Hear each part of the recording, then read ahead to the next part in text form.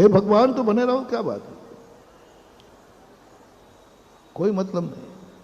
जैन दर्शन में पारसनाथ हैं तो बने रहो भगवान, कोई बचाने वाला नहीं। पहले यदि पारसनाथ नाग नागिन का दुख दूर नहीं करते तो क्या पारसनाथ का कोई दुख दूर करने आ जाता? सौधर्मेंद्र नहीं आया, सारे देवता देखते रहे, एक नहीं आया। क्यों आएगा? तुमने कुछ हमारे साथ किया हो तो हम तुम्हारे साथ करें। अंत में कौन काम आया?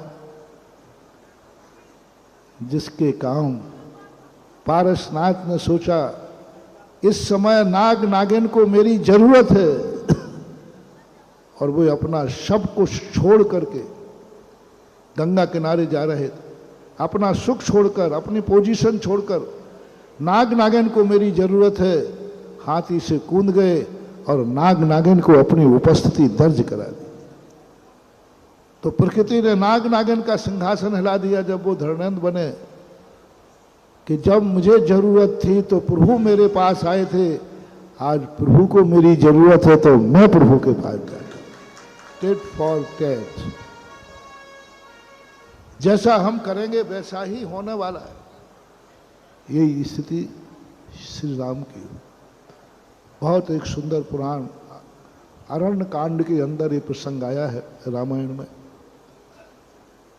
कि रामचंद्र जी बहुत दुखी थे, विदेही का अपहरण हो चुका था, बहुत दुखी थे, सबको मालूम, लेकिन उनकी कोई सुनने वाला नहीं था। एकाएक रामचंद्र जी रुक जाते हैं और कहते हैं, देखो लक्ष्मण, इस पहाड़ में से कोई दुखी लोगों की आवाज आ रही है। लक्ष्मण थोड़े से बोले, भैया आपकी बात मुझे समझ में नहीं आती, हम इतने इतने जोर से चिल्ला रहे हैं, मेरी कोई आवाज नहीं सुन रहा है, और तुम्हें इन पत्थरों में से आवाजें आ रही हैं। कोई मेरी नहीं सुन रहा है तो मैं भी किसी की नहीं सुनूंगा। तो रामचंद्र जी कहते हैं, लक्ष्मण तुम चूक कर रहे हो, अपने लोग जब ही सुनेंगे कोई, पहले हमें किसी की सुनना पड़ेगा। हम किसी की नहीं सुनेंगे तो दुनिया को हम कितने ही सुनाते रहें, कोई सुनने वाला नहीं है। पूरी कहानी आपको मालूम है। रामचंद्र जी ने कहा, मैं सुग्रीव हनुमान के काम आ सकता हूं, मैं इनका दुख दूर कर सकता हूं। स्वयं दुखी थे, लेकिन रामचंद्र जी जानते थे हम कितने भी दुखी हो जाए, जब तक किसी का दुख दूर नहीं करेंगे हमारा दुख दूर होने वाला नहीं है। पहले अपना दुख दूर नहीं कराया रामचंद्र जी ने, पहले सुग्रीव का संकट दूर किया। मैं पूछना चाहता हूं कि यदि रामचंद्र जी के लिए हनुमान और सुग्रीव नहीं मिलते तो क्या रामचंद्र जी लंका तक पहुंच पाते? क्या विदेही वापस आ पाती? चमत्कार दिखा रहा हूं, देखो। अपने दुख को दूर करने के लिए बहुत दुखी हैं वो, प्रयास कर रहे हैं, पेड़ पौधों से सबसे कर रहे हैं, लेकिन कुछ नहीं। उस अरण्य में कितनी भी आवाजें लगाते जाओ, कोई सुनने वाला नहीं। चाहे तुम भगवान को पुकारो वो भी नहीं सुनेगा, कोई मंत्र जपो तो भी कुछ सुनना, और कुछ नहीं होने वाला महानुभाव, और होने जाने वाला कुछ नहीं था। मात एक रामचंद्र जी ने संकल्प किया, लक्ष्मण यदि अपना दुख दूर करना है तो भूल जाओ अपने दुख को, भूल जाओ अपने दुख को, और पूरी ताकत इन दुखी व्यक्तियों के आंसू पोंछने में लगा दो। भैया खतरनाक दुख है इसको, और जो सामने बाली बैठा है वो खतरनाक है, कहीं इनके दुख दूर करने में सब कुछ खत्म नहीं हो जाए। रामचंद्र ने कहा, खत्म होवे तो हो जाए, लेकिन जब तक हम इनका दुख दूर नहीं करेंगे कोई हमारा नहीं करेगा। रामचंद्र जी ने सुग्रीव, हनुमान, जामवंत, अंगद आदि के दुख दूर किए, राज दिलाया, उसी का परिणाम है। भगवान रामचंद्र जी भगवान थे इसलिए हनुमान मिल गए कि रामचंद्र जी ने हनुमान का संकट दूर किया इसलिए भगवान मिल गए।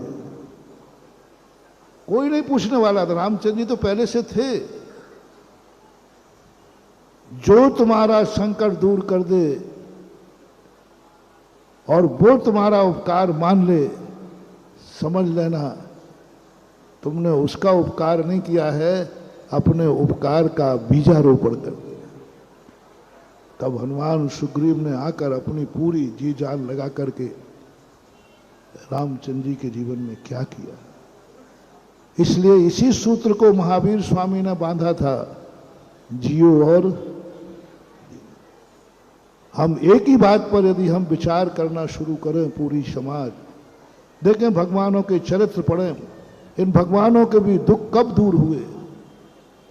चाहे रामचंद्र जी को उठा लीजिए, चाहे जैनियों के पारसनाथ को उठा लीजिए, हम संकट दूर करने के लिए फिरते हैं, मंदिरों में जाते, सब कुछ करते हैं। ये विधि नहीं है। भगवान भी उन्हीं के संकट दूर करता है जिसने किसी के संकट दूर किए हो। भगवान उन्हीं के आंसू पहुंचता है जिसने किसी के आंसू पहुंचे हो। भगवान भी उसी को सुखी करता है जिसने कभी किसी को सुख दिया हो। भगवान उन्हीं का साथ देता है जिसने कभी किसी का साथ दिया हो। भगवान उन्हीं के संबंध में सोचता है जिसने कभी दूसरों के संबंध में सोचा हो। अपने अपने दुख के संबंध में तो अपन बहुत सोचते रहते हैं, इससे दुख दूर नहीं होगा। किसी दुखी आदमी के संबंध में सोचो, एक क्षण को भी आपके ऊपर दुख आ जाए तो आपको आर्त ध्यान हो जाता है, मैं कैसे सुखी रहूं, मेरी बीमारी कैसे दूर हो, मेरी गरीबी कैसे दूर हो। ये सोच आपको निरंतर चलता है और यह सोच चलेगा तो ये आर्त ध्यान है। और आर्त ध्यान में अशुभ कर्म का बंध होगा जिससे दुख और बढ़ेगा। पूज्यवर उमा स्वामी तत्वार सूत्र में ये खोज करके सूत्र दिया, जब जब व्यक्ति अपने दुख के संबंध में विचार करेगा, पीड़ा चिंतन, आर्त ध्यान, हमारी पीड़ा और बढ़ेगी। जब जब हम विचार करेंगे कि हमारी परिस्थितियां, प्रतिकूल परिस्थितियां ये कैसे दूर होंगी, आर्त ध्यान, संकट और बढ़ेंगे। तुम्हारे अंदर गरीबी है, तुम गरीबी पर विचार करोगे कि गरीबी कैसे दूर हो, गरीबी और बढ़ेगी और बढ़ेगी। क्योंकि आर्त ध्यान जैनाचार्यों ने खोजा, दुख में दुखी होना ये दुख को बढ़ाना है, और ऐसा दुखी होना कि दूसरा भी दुखी हो जाए, एक और खतरनाक चीज है। जब दुख आ जाए और दुखी होना तो दुख बढ़ेगा, और तुम ऐसे दुखी हो जाओ कि दूसरे को भी दुख हो जाए तो और दुख बढ़ेगा। जैसे तुमने कोई दुख आया और तुम इस तरीके से दुखी हुए कि तुम्हारे दुख से महाराज भी दुखी हो गए, और तुम उसको अच्छा मानते हो, बहुत नाटक करते हो, महाराज को दया आ जाए। बेटा दया नहीं, तुम्हारे दुख से यदि महाराज दुखी हो गए तो समझ लेना अब तुम्हारे ऊपर दुख का पहाड़ टूटेगा। क्योंकि तुम्हारे दुख से महाराज दुखी हो गए, तुम्हारे दुख से भगवान दुखी हो गए, तुम्हारे दुख से माँ बाप दुखी हो गए। कोई भी तुम्हारे दुख से दुखी हो जाए, कभी मत करना भूल से, यदि तुम दुखी हो तो एक प्रयास करना, मैं तो दुखी हूं, मेरे कारण से मैं दुख को छुपाता हूं, क्योंकि मेरे कारण से कोई दुखी ना हो जाए। यदि मैं दुख बताऊंगा तो इससे बहुत ज़्यादा दुखी हो जाओगे, वो दुखी हो जाएगा। तो मैं अपना दुख मैट सकूं या ना मैट सकूं, लेकिन मैं अपने दुख में किसी को शामिल नहीं करूंगा। दूसरा मोटिवेशन, मैं कितना दुखी बना रहूं, मैं अपने दुख में किसी को शामिल नहीं करूंगा। श्री राम जब लक्ष्मण शक्ति लगी, तब हनुमान संजीवनी बूटी लेने जाने लगे। तब रामचंद्र जी ने एक ही कहा, हनुमान तुम एक नियम लो कि मेरे दुखों की कहानी अयोध्या में नहीं सुनाओगे। अरे भाई क्या बात हो गई, इतना बड़ा संकट है कि मरने की बारी आ गई, तो कम से कम समाचार भेजना चाहिए थे ना। यहां तक रामचंद्र जी ने घोषणा कर दी, सुबह तक लक्ष्मण जीवित नहीं हुआ तो मैं मरण को प्राप्त हो जाऊंगा, प्राण दे दूंगा। ऐसे समय तो कम से कम जनक के पास तो विदेही का अपहरण हुआ, कम से कम पीहर तो समाचार भेज देते जनक जी के पास कि सीता का अपहरण हो गया। भरत के पास भेज देते कि अयोध्या सेना लेके आ जाओ, नहीं भेजा। और हनुमान को प्रतिज्ञा दिखाई। ये जब मैंने प्रसंग पढ़ा, मैंने कहा ये कोई तरीका है क्या? इतने बड़े संकट में दुनिया समाचार भेजती है, और भेजना चाहिए था। हनुमान से कहते बस तू मेरे दुख की कहानी अयोध्या वासियों को नहीं सुनाओगे, भरत को नहीं कहोगे, जनकपुरी में नहीं कहोगे, तुम ऊपर से जाओगे। ओह क्या कहते हैं रामचंद्र जी? हनुमान जी कहते प्रभु क्या बात है, ये समाचार तो पहले देना चाहिए। बोले नहीं, मैं दुखी हूं लेकिन मैं अपनी प्यारी अयोध्या को दुखी नहीं करना चाहता हूं। मैं दुखी हूं, मैं अपने जनक जी को दुखी नहीं करूंगा। मैं दुख भोग लूंगा लेकिन मैं अपने दुख में किसी को शामिल नहीं करूंगा, दुख में शामिल नहीं करूंगा, सुख में शामिल करूंगा।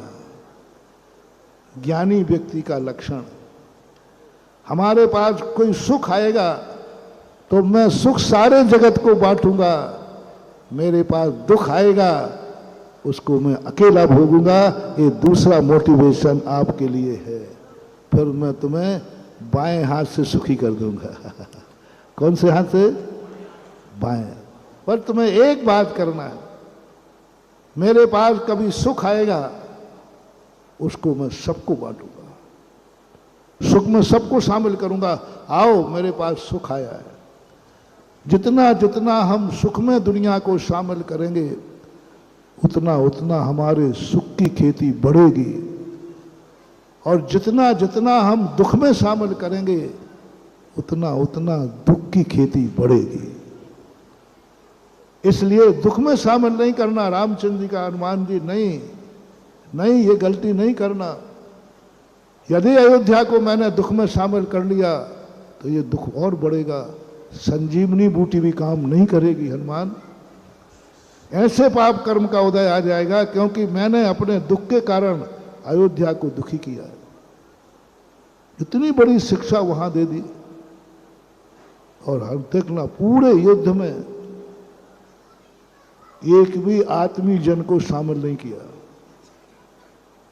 एक को भी नहीं किया। बताओ, राम रावण युद्ध में अयोध्या का व्यक्ति कौन मारा गया?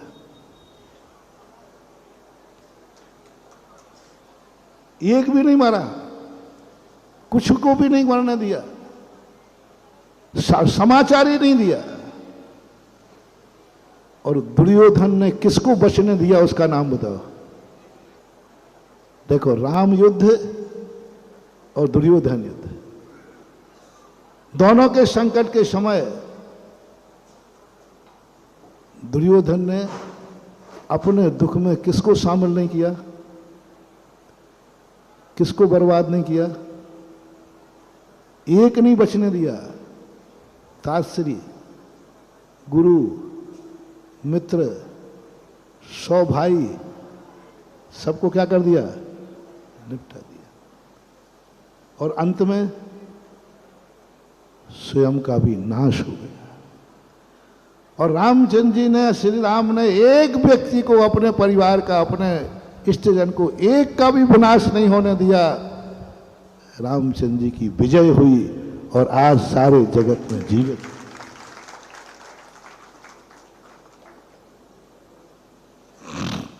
सुख में शामिल करो, भाइयों को दुख में शामिल नहीं किया। गजब। एक दुख में भरत को, शत्रुघ्न को, किसी को शामिल नहीं किया। और जब अयोध्या के राज सुख का दिन आया, तो रामायण मात सुनो ही मत करो, कुछ समझा करो। जब रामचंद्र जी के सुख के दिन आए तो उन्होंने चारों भाइयों को सुख के दिन बांटे। अयोध्या की राजगद्दी पर बैठने लगे तो रामचंद्र जी कहते नहीं, मैं अकेला नहीं बैठूंगा, ये राज हम चारों भाई भोगेंगे। भरत ने कहा मेरा तो नियम था तो वो पूरा हो गया, मैं तो वनवास जाऊंगा, दीक्षा ले। भरत और लक्ष्मण की बात रही, शत्रुघ्न की। शत्रुघ्न कहता भैया मैं तो अयोध्या के टुकड़े नहीं होने दूंगा। तब रामचंद्र जी कहते हैं मैं अकेला इस राज्य को नहीं करूंगा, सुख के दिन मैं अकेला नहीं भोगूंगा। शत्रुघ्न को मथुरा का राजा, लक्ष्मण को एक साथ, दुनिया में यदि कभी हुआ है कोई बात, भाई का प्रेम, कहते ना एक तलवार में, एक म्यान में, एक सिंहासन पर दो राजा नहीं बैठ सकते। लेकिन श्री राम का सिंहासन ऐसा था जिसमें राम और भरत, लक्ष्मण दोनों एक साथ बैठ करके एक साथ अभिषेक हुआ। एक सिंहासन, एक साथ दोनों भाई बैठे और एक सिंहासन एक था और व्यक्ति, सिंहासन एक था, व्यक्ति दो थे। सुख के दिन बांटे उन्होंने और दुख के दिनों में। अब आप फैसला करो कि आपकी नीति दुर्योधन की नीति है या रामचंद्र जी की। दुर्योधन कहता है कि मैं एक एक को निपटाऊंगा, अपने दुख में शामिल किया, अपने स्वार्थ में शामिल किया और सबको धराशायी कर दिया। अपने पिता को, धृष्टराज को भी धराशायी, जो जो उसकी संगति में गया वह बर्बाद हुआ, क्योंकि वो दुख में शामिल करना चाहता था। और जो जो व्यक्ति, आप लोगों को भी मोटिवेशन लेना, यहाँ 3 बातें मैंने आपको कही। आप अपनी जिंदगी को सुखी बनाने की चेष्टा ना करें, सोचें भी नहीं आप कितनों को सुखी बना सकते हैं, इसकी काउंटिंग शाम को करें।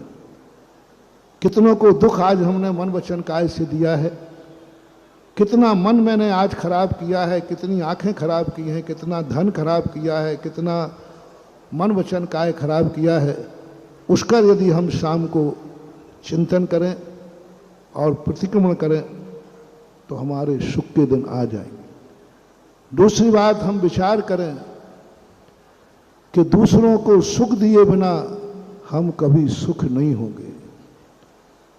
हमें अब ये सोचना है, जैसे रामचंद्र जी ने कहा, पहले हमें सुग्रीव को सुख देना है, इसका संकट दूर होगा। मैं और मेरी वस्तु यदि किसी के काम आती है तो मैं उसको कभी छुपाऊंगा नहीं। मैं और मेरी वस्तु, किसी के आंसू पोंछने में मेरा रूमाल काम आता है तो हम रूमाल को ये नहीं सोचेंगे मेरा टिनोपाल दिया हुआ, गुलाब जल का छिड़का हुआ, प्रेस का हुआ रूमाल है, मैं कैसे गंदा करूं। कितना भी अच्छा रूमाल हो, यदि किसी के आंसू पोंछने में आएगा तो मैं उसे गंदे पर विचार न करके उसके आंसू पोंछ दूंगा। जिसके लिए मैंने पारसनाथ का उदाहरण और श्री राम का उदाहरण दिया। और तीसरा मोटिवेशन जो हमने दिया कि कभी किसी को अपने दुख में शामिल मत करना, अपने के दुख में शामिल नहीं करना, विचार ही नहीं करना, भाव नहीं ये करो कि हे भगवान मुझे कुछ नहीं चाहिए, यदि मेरा दुख दूर होवे या नहीं होवे, लेकिन मैं कभी अपना दुख किसी को बांटूंगा नहीं, मैं खुद भोगूंगा, मैं अपना दुख स्वयं भोगूंगा, मैं किसी को दुख नहीं बांटूंगा, जैसे रामचंद्र जी ने नहीं बांटा, इसलिए उनकी विजय हुई। और दुर्योधन ने अपना सारा दुख बांटा, अपने संकट में सबको लाया, सब मिट गए, स्वयं बर्बाद हो गए। और सुख का दिन आए तो कभी अकेले नहीं भोगना, सुख का दिन आते ही कितने लोग अपने हैं, उनको हम कितना अंश दे सकते हैं, कितना सुखी दे सकते हैं, कितना मैं उनके लिए हो सकता हूँ। यदि ये विचार तुम्हारे मन में आ गया तो तुम्हारे लिए सुखी करना हमारे लिए, क्या कहा था बोलो ना, बाएं हाथ का काम है। सारे जगत को मैं सुखी कर सकता हूं। बस आज जो 3 मोटिवेशन हमने जो तुम्हें दिए, इसकी साधना तुम्हें करना है, इसका आचरण तुम्हें करना है। सिहोरा के लिए ये 3 गुरु मंत्र दे दिए तुम्हें, इनके ऊपर